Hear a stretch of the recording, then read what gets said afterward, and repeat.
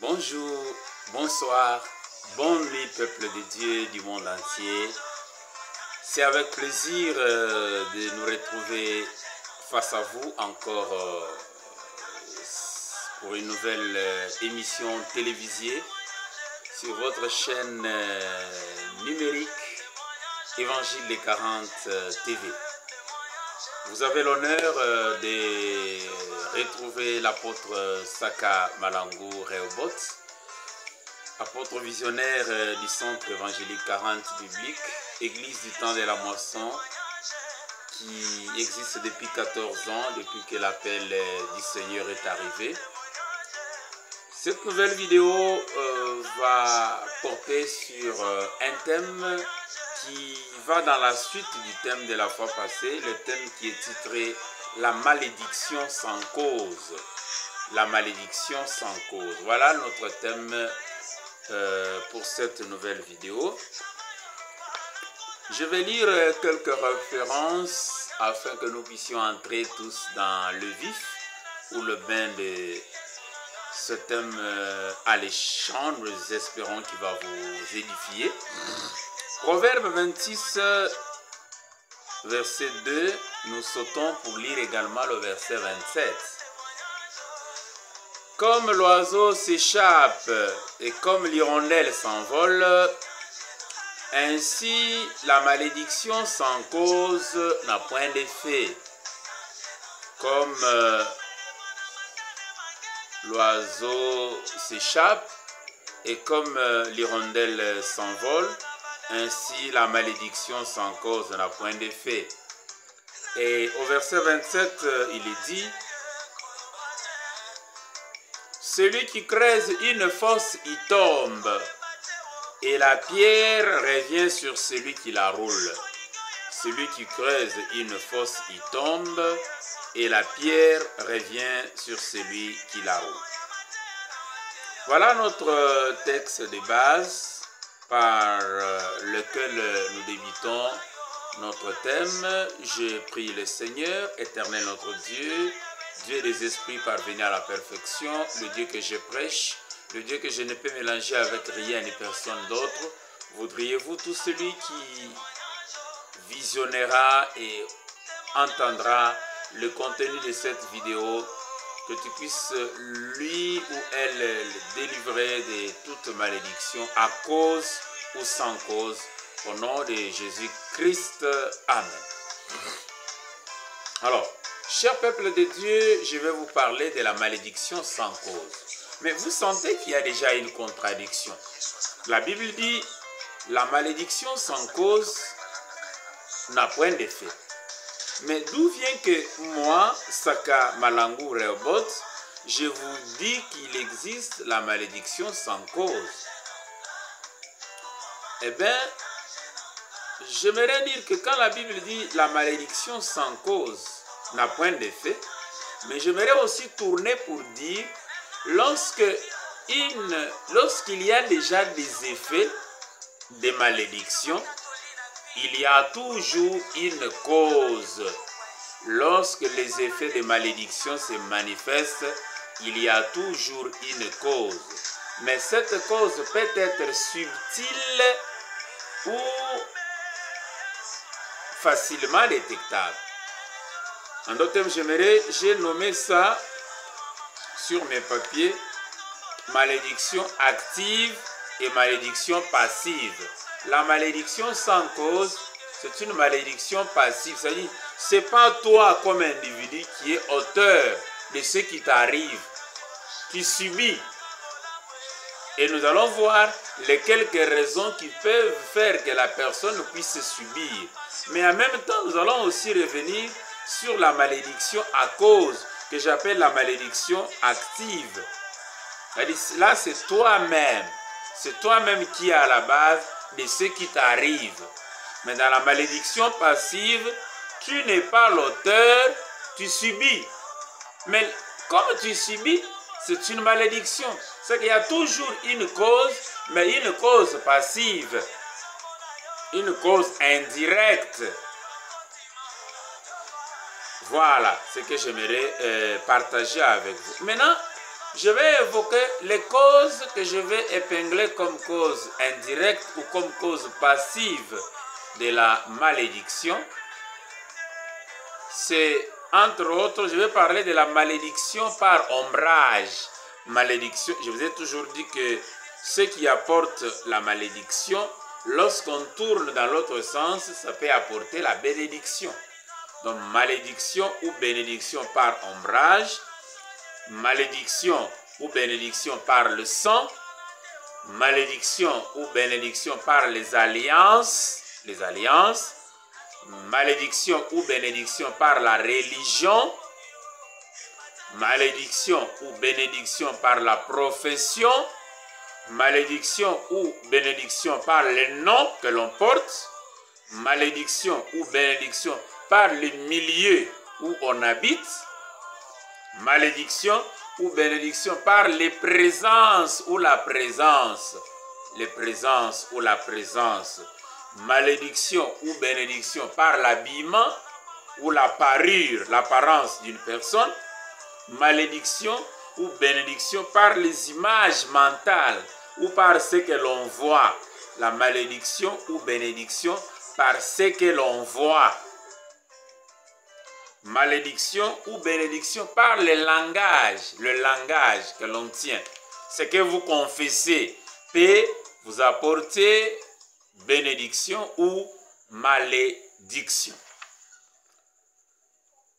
Voilà, et aussi, je vais dire 12, la bénédiction ou la malédiction par la non-connexion, la malédiction par la non-connexion au signe du temps, la malédiction par la non-connexion au signe du temps. Voilà, sans devoir tarder, vous sentez que la matière est alléchante, elle est abondante, je vais devoir commencer. Je commence par la malédiction par l'ombrage. Malédiction ou bénédiction par l'ombrage, je l'ai déjà dit. Alors, j'aimerais dire que souvent quand la personne manifeste les signes de malédiction et qu'elle déclare, qu'elle clame son innocence, c'est parfois une innocence par ignorance. Parce que je viens de vous révéler qu'une malédiction peut être active ou passive. Souvent, ce sont les malédictions passives qui amènent les personnes à considérer qu'elles sont innocentes, alors que c'est l'ignorance qui leur fait dire qu'elles sont innocentes. Alors, la malédiction par l'ombrage, par exemple, je vais vous lire en Nombre, chapitre 14, verset 9. Je vais lire le verset 9. Seulement ne soyez point rebelles contre l'Éternel, et ne craignez point les gens de ce pays, car ils nous serviront de pâture. Ils nous serviront de pâture. Ils n'ont plus d'ombrage pour les couvrir. Soulignez ombrage pour les couvrir. Ils n'ont plus d'ombrage pour les couvrir. L'Éternel est avec nous, ne les craignez point. Alors, j'aimerais vous dire que dans la vie, il peut exister la malédiction par l'ombrage. Et là, je te poserai la question suivante. Dis-moi qui te couvre, je te dirai si tu es béni ou maudit. Dis-moi qui te couvre, dis-moi qui est ton parapluie, dis-moi qui te couvre, dis-moi sous l'ombrage de qui tu es sur cette terre, et je te dirai si tu es béni ou maudit. Voilà, peuple de Dieu. J'aimerais dire que l'ombrage, c'est la personne qui te couvre spirituellement et parfois même matériellement. Je me souviens que Marie dit à Jésus, si tu avais été là, Seigneur, mon frère Lazare ne serait pas mort. Si tu avais été là, mon frère ne serait pas mort.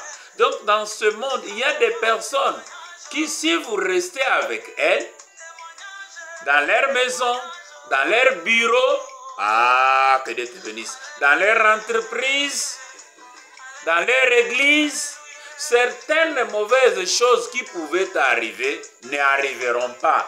Parce que si elles veulent arriver, avant qu'elles ne t'atteignent, il faudra d'abord le vaincre lui pour t'atteindre. Et j'ai toujours dit qu'il y a un cousin qui est décédé il y a presque une année et demie ou 2 ans. Je me suis dit que si la personne, le cousin là, était toujours chez moi, il n'allait pas trépasser. Le diable l'a éloigné loin de moi pour la battre. C'est ça la malédiction par ombrage. Je vais vous dire par exemple que vous entendrez David qui dit en, je crois, 1 Samuel 22, je crois verset 21 à 22, il dit à Abiatar, un fugitif comme lui, David dit à Abiatar, reste avec moi, car celui qui cherche ma vie, cherche aussi la tienne.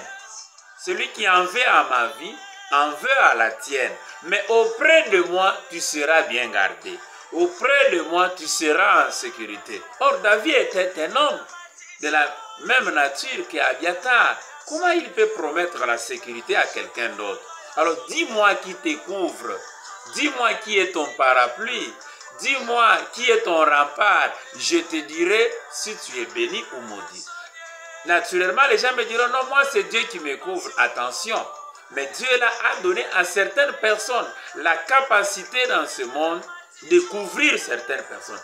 Quand on nous appelle apôtres, c'est parce que nous avons la capacité de couvrir certaines personnes de notre ombre, l'ombre apostolique, pour que ces personnes-là, en restant avec nous, il faut d'abord nous vaincre pour les atteindre. Peut-être que ton ombre, c'est ton épouse, ton ombrage, c'est ton épouse, c'est ton époux, c'est ton pasteur, c'est ton apôtre, c'est ton chef d'entreprise, c'est ton chef de bureau. Voilà, que Dieu te bénisse. Je n'ai pas assez de minutes à perdre. Je m'en vais.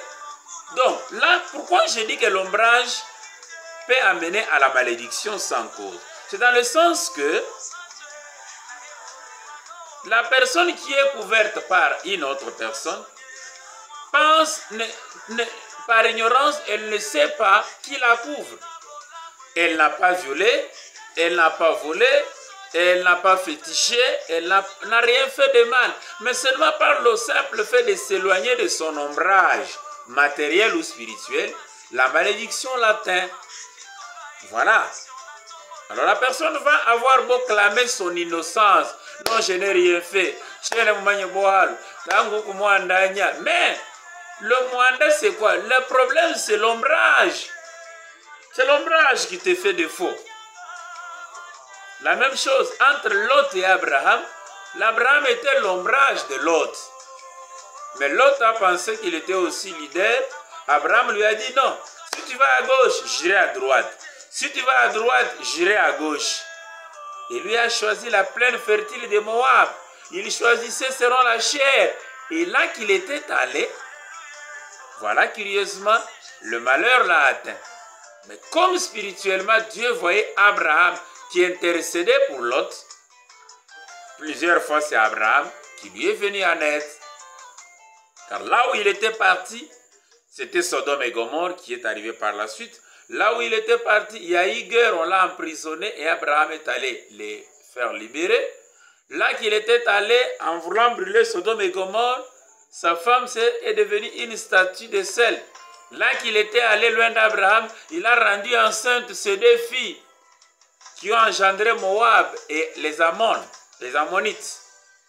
Voilà ce qui arrive aux personnes qui s'éloignent de leur ombrage. La deuxième forme de malédiction que j'appelle malédiction sans cause, c'est la malédiction par le sang. Et bien là, je dois d'abord dire que par le sang, on peut avoir les 2 types de malédiction. La malédiction passive et la malédiction active par le sang. Faites attention. Quand le psalmiste David dit, par exemple, écoutez, « Voici, je suis né dans l'iniquité et ma mère m'a conçu dans le péché. » Psaume 51, 7. « Voici, je suis né dans l'iniquité et ma mère m'a conçu dans le péché. » Voilà. C'est une preuve que le combat commence dès le sein de sa mère. Si vous laissez albinos, infirme, malformation congénitale, ça veut dire que le combat, bien que tout on veut l'expliquer par la médecine, mais ça montre que le combat a commencé dès le sein de ta mère. Voilà.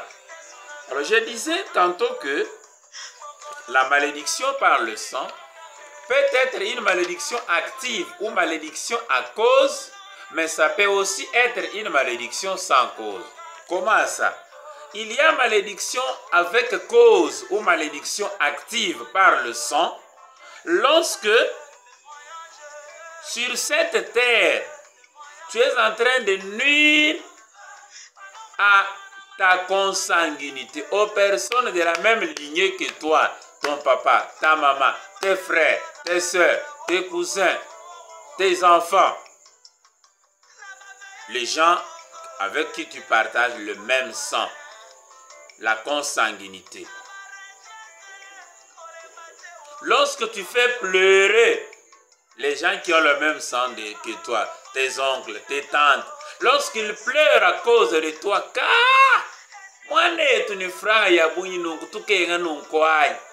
et lorsque ces pleurs montant vers le juste juge qui pèse tous les esprits et constate que ces pleurs sont fondées, ta lignée ne se plaint pas en vain, la malédiction à 100 va t'atteindre.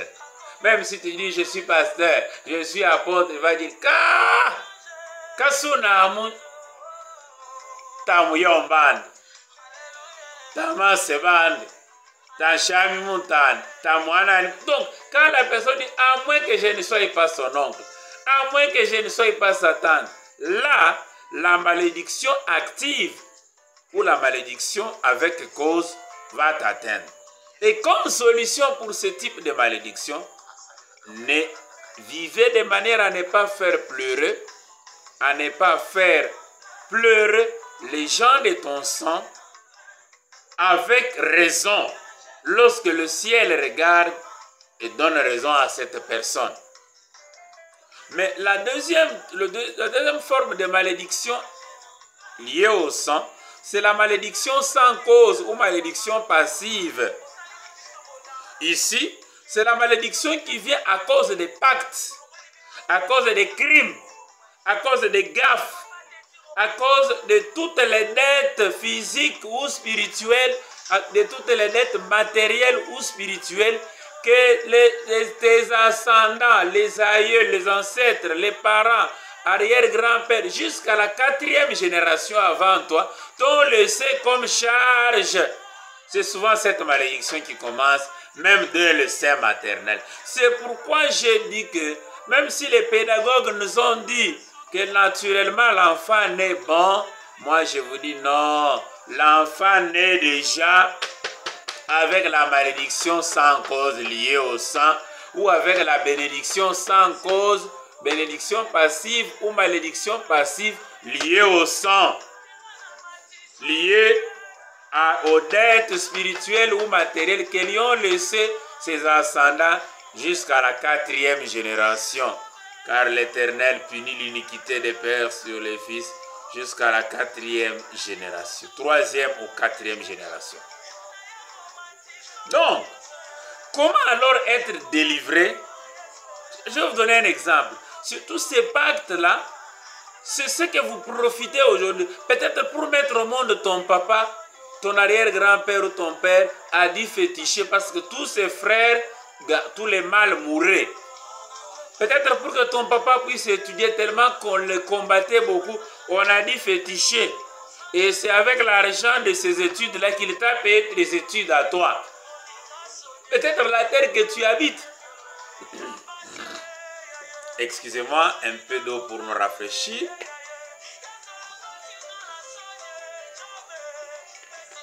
On a dit, c'est avec l'argent de ces études-là qu'on est en train de payer les études.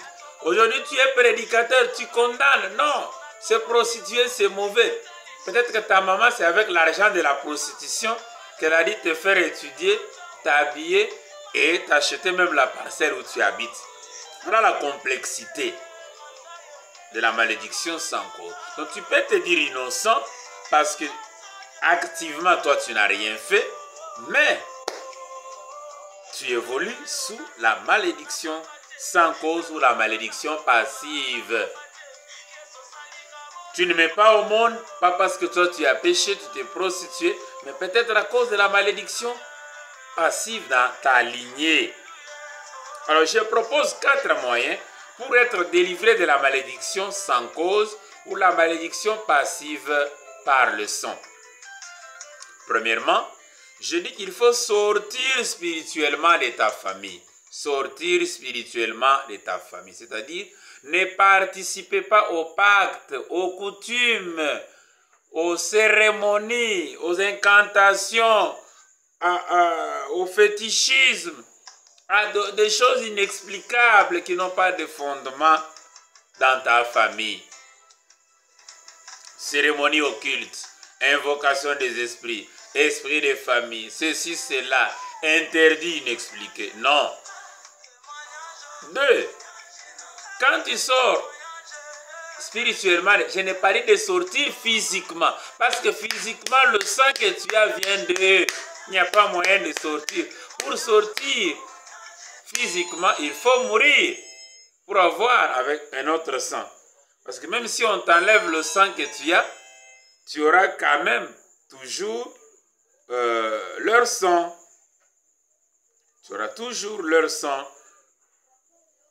Parce que même si même le sang qu'on te donnera va toujours passer après 120 jours et c'est ton organisme qui va produire le sang qui vient de ta lignée. Donc,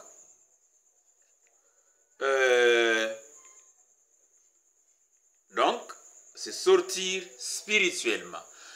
Adhérer ou fonder une autre lignée spirituelle. Il faut adhérer à une autre lignée spirituelle. Fonder si tu en as le mandat. Comme nous les apôtres. Quand je parle de l'église des 40, c'est une autre lignée spirituelle que j'ai fondée qui commence avec moi et d'autres personnes viennent s'abriter sous cette lignée-là. Ils appartiennent spirituellement à la lignée 40 et physiquement, par le sang, ils appartiennent encore à leur lignée physique. Il n'y a que le peuple d'Israël, selon Dieu, qui est l'unique peuple à avoir une descendance par le sang, déjà le lien à une lignée acceptée par Dieu. Voilà pourquoi on vous dit qu'à cause du sang, Israël est accepté à cause de ses ancêtres. Mais nous, Abraham, Isaac et Jacob, sont à nous sommes dans leur lignée par la foi. C'est très important de faire cette différence. Donc, tout ce que je pouvais aussi dire, c'est que sortir et donc vous adhérer à une autre lignée spirituelle. Troisième proposition que je vous fais, il faut rester relié à ta famille, même si tu as leur sang, mais tu dois rester lié avec eux, pas au moyen des interdits, pas au moyen des dettes. Oh, tu veux manger la dot de tel, il faut restituer. Non, il faut rester relié à eux par l'amour. Romains 13:8. Ne devez rien à personne, si ce n'est de vous aimer les uns les autres. N'ayez envers eux que la dette d'amour. C'est avantageux. Et j'aimerais aussi dire, autre proposition, il faut réparer tous les torts alors que vos ascendants ont commis. Mais ce n'est pas facile jusqu'à la 4e génération. Encore faut-il connaître ces torts avant de les réparer. C'est alors que moi je propose la 4e chose. Il faut alors, si tu n'es pas à mesure de réparer, il faudra alors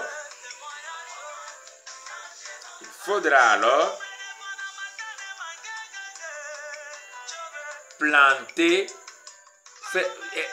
faire la compensation. Là où tes ancêtres ont planté des autels négatifs, de stérilité, de destruction, de guerre, de pauvreté. Toi, tu dois planter les autels de connaissance, de développement, de charité, de fécondité. Tu dois planter, tu dois faire du bien, planter les autels. Par exemple, créer une école, c'est planter un hôtel pour que là où il y avait l'ignorance, qui est la lumière. Construire un hôpital, c'est pour que là où il y avait ceci, cela. Donc, vous plantez des bons hôtels. Faites la compensation. La compensation. Pour que là où il y avait le mal, que vous puissiez vous y mettre du bien. Voilà, peuple de Dieu, j'ai parlé brièvement de la malédiction sans cause par le moyen du sang. J'avance parce que je dois maintenant parler de la malédiction sans cause par les alliances. Et ici, la plus grande alliance, c'est le mariage. La Bible dit, celui qui trouve une femme trouve le bonheur. Mais le compte, là, c'est la bénédiction. Mais le contraire aussi, on peut trouver une femme et trouver le malheur ou la malédiction. Ce que je venais de lire là, c'est Proverbe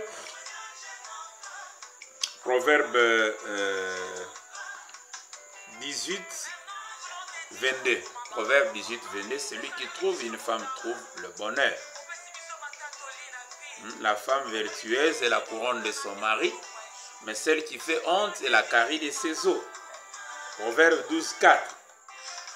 Je voulais dire que quand on se marie, on fait l'association ou la mutualisation des combats spirituels. Je vous ai dit que la malédiction est sommative et multiplicative dans l'émission précédente. C'est-à-dire, si ta femme avait 40 démons et toi tu en avais 60, désormais dans le couple, vous êtes combattu par 100 démons parce que vous avez mutualisé les énergies négatives, donc les démons. Donc, c'est-à-dire, si tu as un mari par exemple, toi tu es époux, tu ne te prostitues pas, mais tu as un mari buveur, fumeur, prostitué ou adultère, voleur, sorcier, mais tu participes, il ne peut que t'amener la malédiction au nom de l'alliance. Voilà. Tu as une femme menteuse, adultère, voleuse, sorcière, féticheuse ou magicienne, querelleuse. Elle t'apporte la malédiction, même si toi tu es innocent. Et alors là, tu as beau crier ton innocence, mais passivement, la malédiction te vient de ton conjoint. Voilà. Mais les autres alliances, ce sont les amitiés. Et il y a d'autres alliances indirectes et parfois subtiles, comme le voisinage. Habiter dans une même maison peut t'apporter bénédiction ou malédiction. Louer dans la même parcelle. L'entourage. Ce sont, on vous dit que les mauvaises compagnies corrompent les bonnes mœurs. Donc tu peux être maudit seulement à cause des mauvaises compagnies. Et non pas parce que toi, tu es activement mauvais. Voilà ce que je pouvais dire sur la malédiction par les alliances. Je parle alors aussi des malédictions sans cause, mais cette fois-là, par la religion. Les gens vont dans des églises. Aujourd'hui, sachez que la plupart des malédictions que les gens trouvent proviennent des églises que ces gens fréquentent ou des religions que ces gens exercent. La religion, je te dirai, dis-moi quelle est ta foi, dis-moi quelle est ta religion, je te dirai si tu es béni ou maudit. Dis-moi avec qui tu es en alliance, je te dirai si tu es béni ou maudit. Dis-moi comment tu traites les gens de ton sang ou de qui tu descends, je te dirai si tu es béni ou maudit. Alors, la malédiction par la religion peut venir du fait que dans la religion, souvent, les gens font des serments qu'ils n'honorent pas, les parjures. Prendre un engagement à la légère l'engagement que l'on n'honore pas, peut être source de malédiction.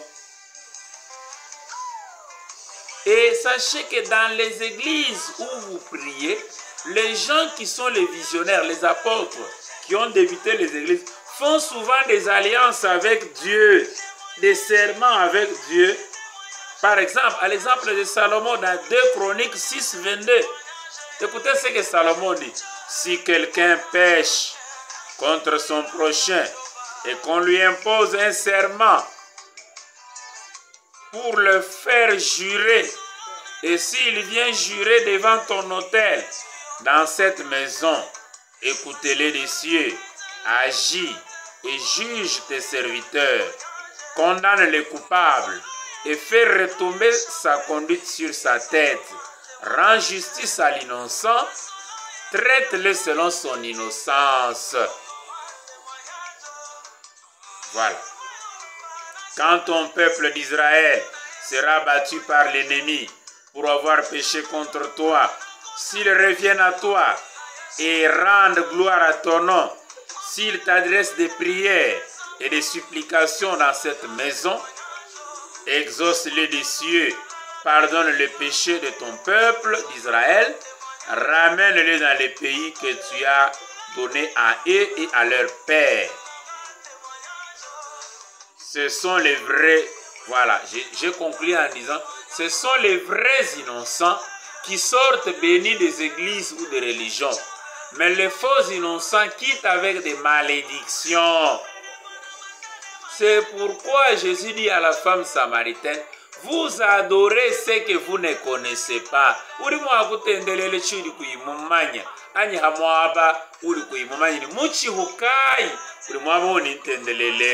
Et j'ai toujours dit que le serment violé, même inconsciemment ou par ignorance, se venge seul. Un serment violé, même par ignorance, se venge seul. Je vous avais dit la fois passée que Hiel de Bethel est allé rebâtir Jéricho, là où il y avait le serment de Josué. On a dit qu'il a posé le fondement au prix de son premier-né appelé Abiram, et il a posé les portes au prix de son fils cadet qui s'appelait Ségoub. Voilà. Faites attention, peuple de Dieu. Tu ne sais pas quel serment il y a là où tu pries.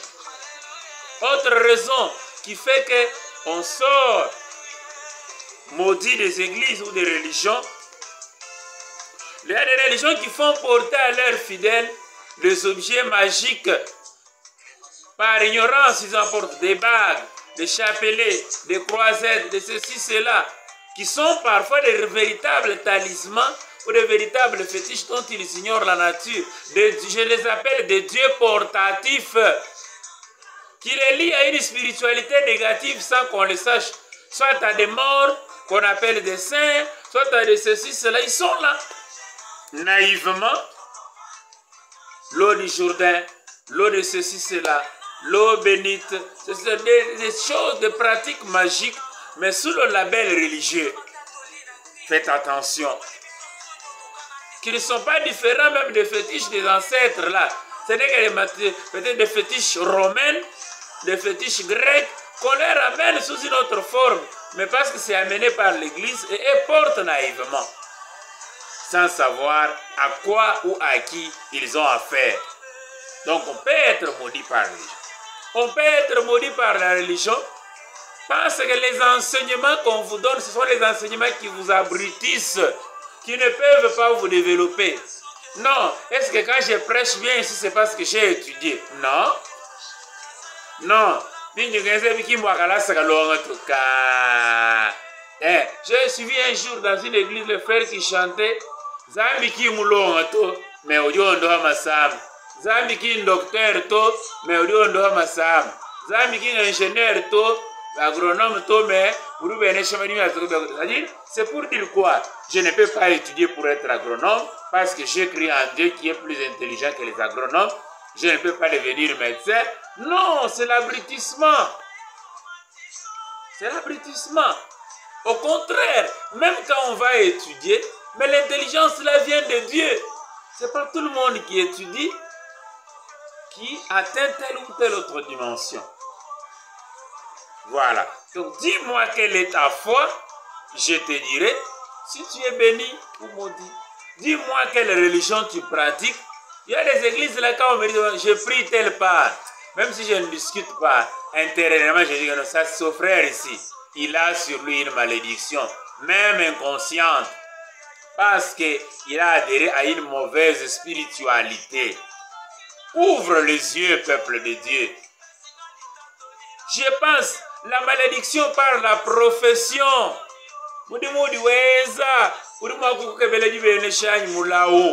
La malédiction par la profession. Dis-moi, vous allez me supporter hein, pour que je ne puisse pas revenir 2 fois avec cette émission.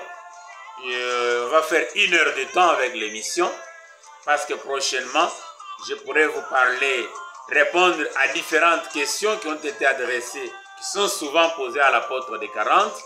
Il y a des gens qui me demandent, Jésus 40 c'est quoi? 40 c'est quoi? Je dois devoir répondre. Non, on te voit avec une photo qui ressemble à celle des prophète William Marion Branham, es-tu aussi comme lui? Est-ce que ta photo là, elle est surnaturelle? Non, je vais répondre sans embâche dans la prochaine émission.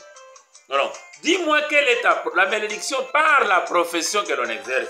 C'est-à-dire quoi? Il y a des professions, quand vous les exercez, vous devez maîtriser les pièges matériels et spirituels liés à cette profession-là.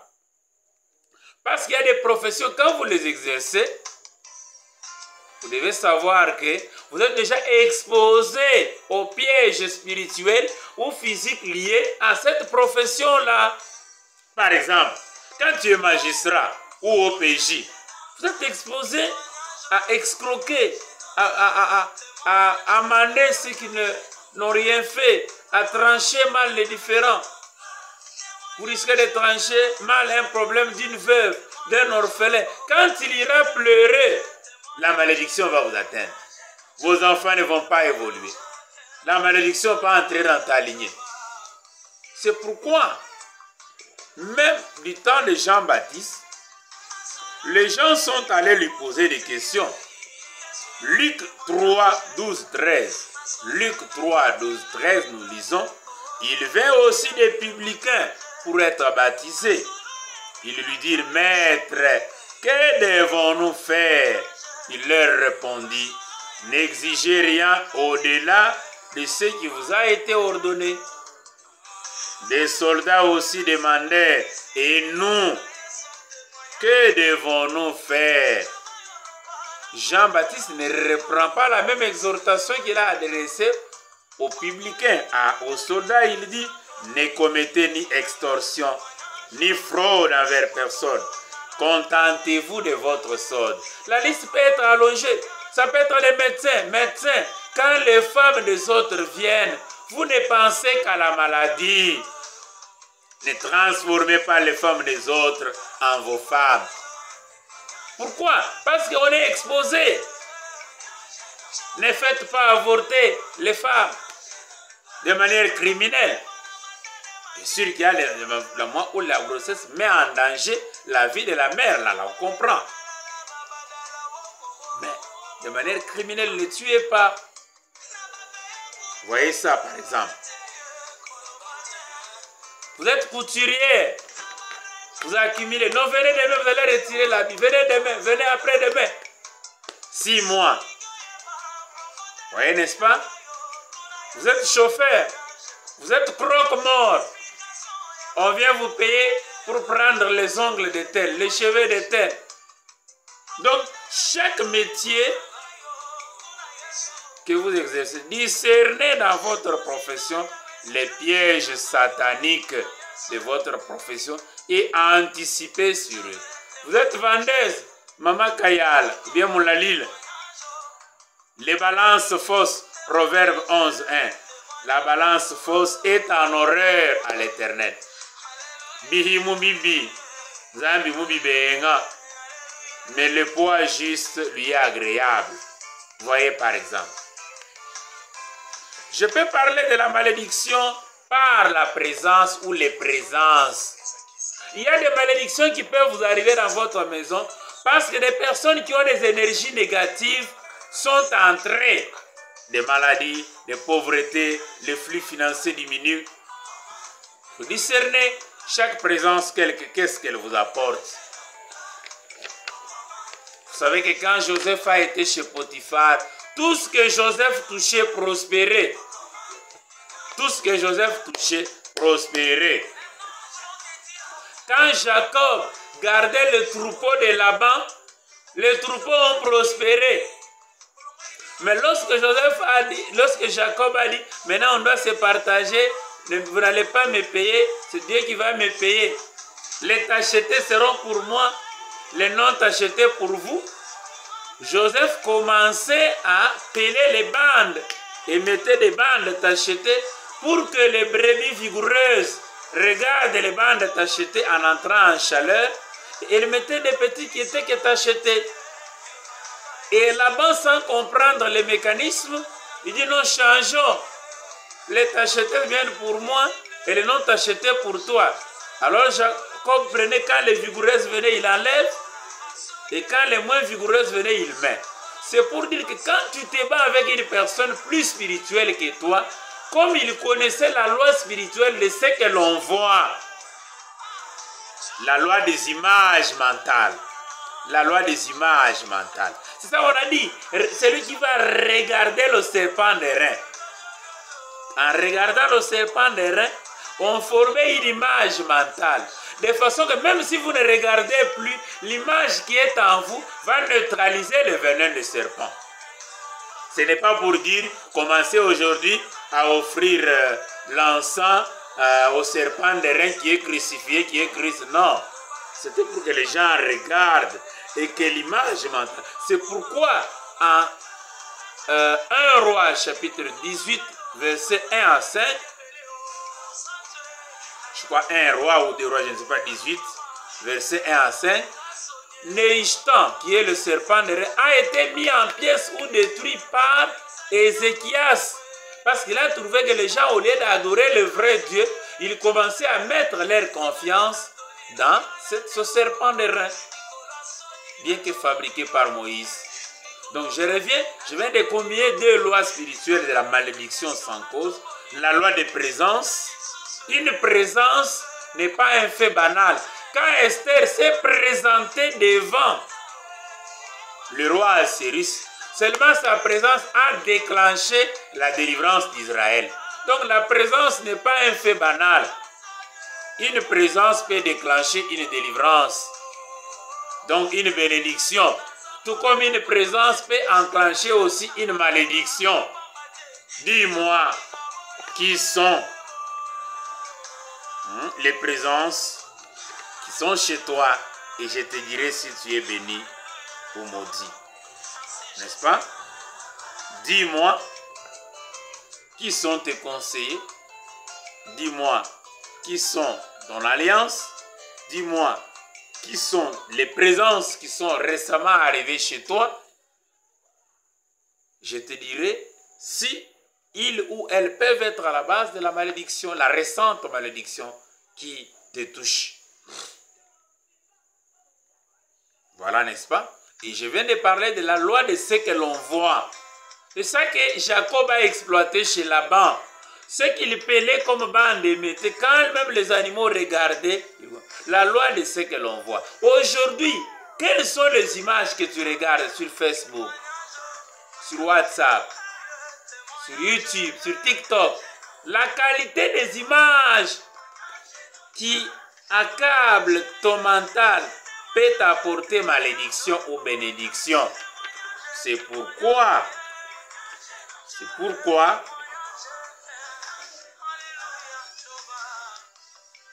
quand vous regardez des mauvaises images, même par mégarde, nous vous conseillons de vomir les images regardées spirituellement, vomir mentalement, donc rejeter.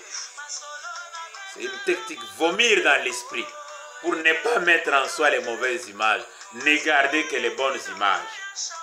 Il faut vomir spirituellement les images négatives comme un moyen de délivrance. Vous voyez, n'est-ce pas? Voilà, je continue. Je vais parler de la malédiction ou bénédiction par le nom. Le nom que tu portes, tu peux être innocent, mais le nom que tu portes, le message qu'il contient, qu'il lance, peut être à la base de la malédiction sans cause ou la malédiction passive qui te traverse.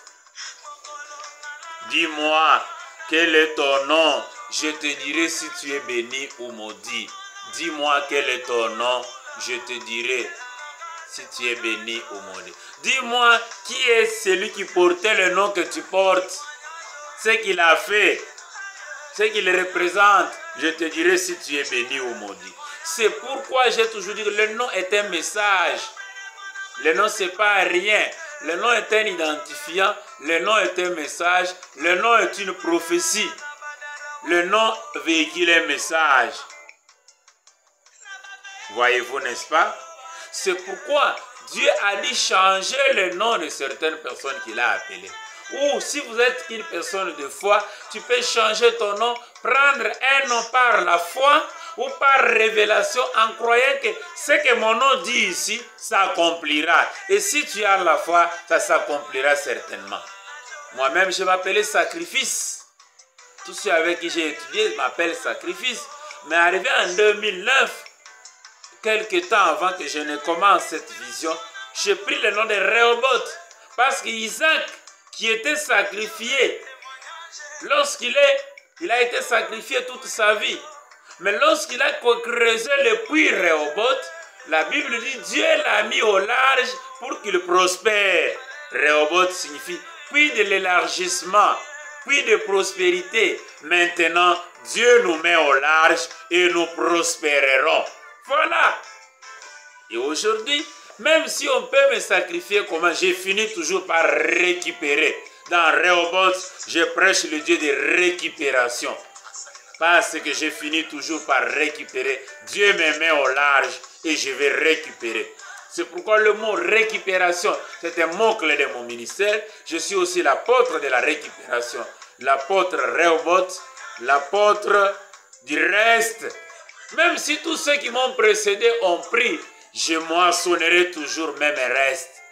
Ma récupération est là. Voilà. Que Dieu vous bénisse. Qu'est-ce que je n'ai pas dit? La malédiction ou la bénédiction par l'habillement. Ta parure, ton apparence, chère jeune, chère fille. Beaucoup de malédictions vertes. Tu perds l'emploi, tu perds le mariage, tu perds les grandes relations par ta parure, ton apparence. Porter les lambeaux peut t'attirer la malédiction.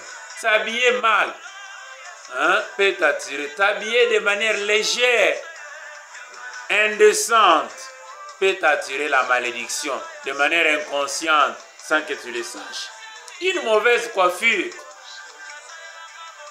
de tenue toujours noire à tout moment, de tenue très sexy, trop sale, de couleurs étranges, tout ça peut. L'apparence compte aussi. La malédiction de ce qu'on entend, ce que tu entends souvent, et même ce que tu vois, peut t'attirer malédiction. Ce que tu confesses, ton langage là, tu es le premier à entendre ce que toi-même tu dis. Les 10 espions sur 12 ont dit à Moïse, nous sommes aux yeux des Cananéens comme des sauterelles. C'est leur bouche qui confessait et ils entendaient ça eux-mêmes. C'est pourquoi, fiche-toi des gens qui te sèment toujours la peur, qui te découragent toujours par les paroles. Soyez comme avec les gens comme Jonathan qui avait un serviteur qui lui disait fais ce que ton cœur te dit. Parce que je sais que toi, quand le cœur te convainc de faire quelque chose, Dieu est avec toi et tu réussis.